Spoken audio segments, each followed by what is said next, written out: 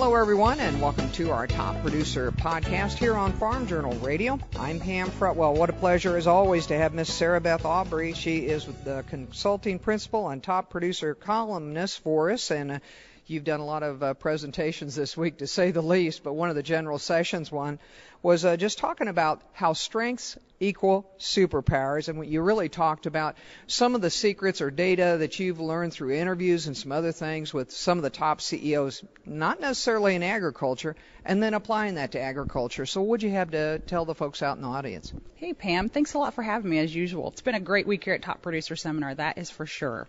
So for this session we did yesterday, I wanted to focus on ways that top producers could learn from outside of agriculture.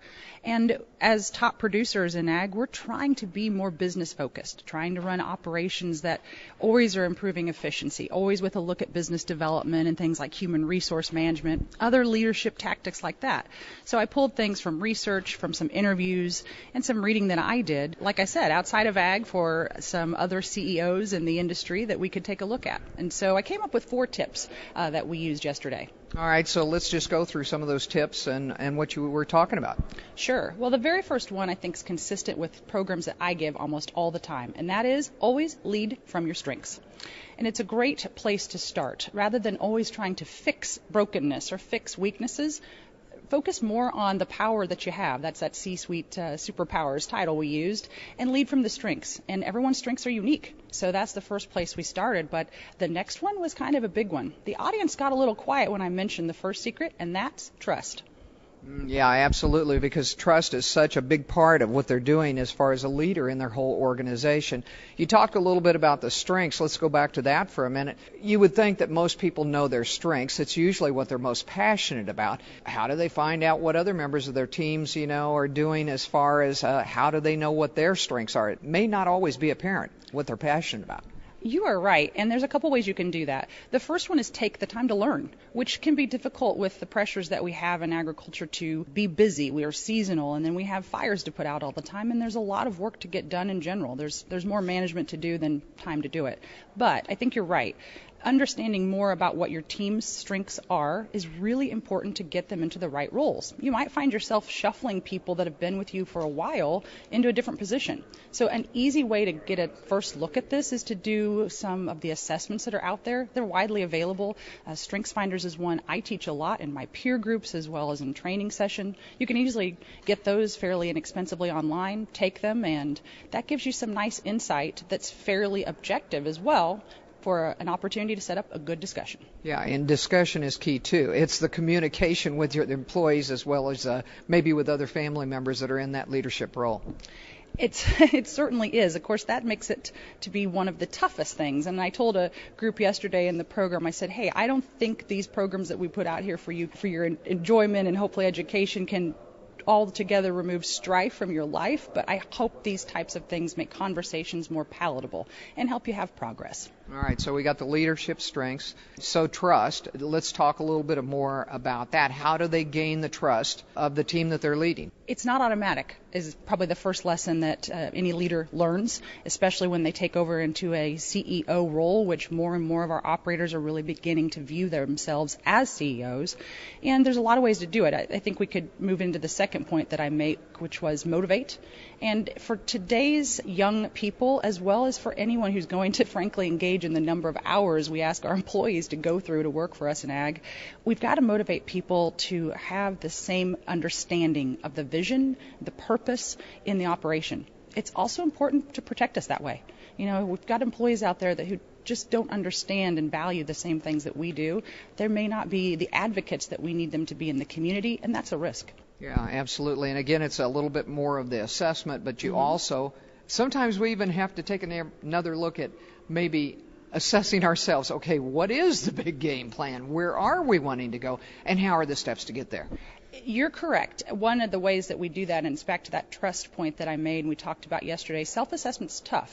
Looking in the mirror is important, but sometimes a reflection in the mirror when you're sitting around the table with others, trusted peers, is a really good way to get that self-assessment and have an honest discussion. So that's one of the tips from yesterday too, is peer advisory groups, peer-to-peer networks, or just your own independent advisor that is outside, frankly, of your family and friends. Not that those aren't great networks, but there's a difference experience there. They maybe have a vested interest as you do in your operation.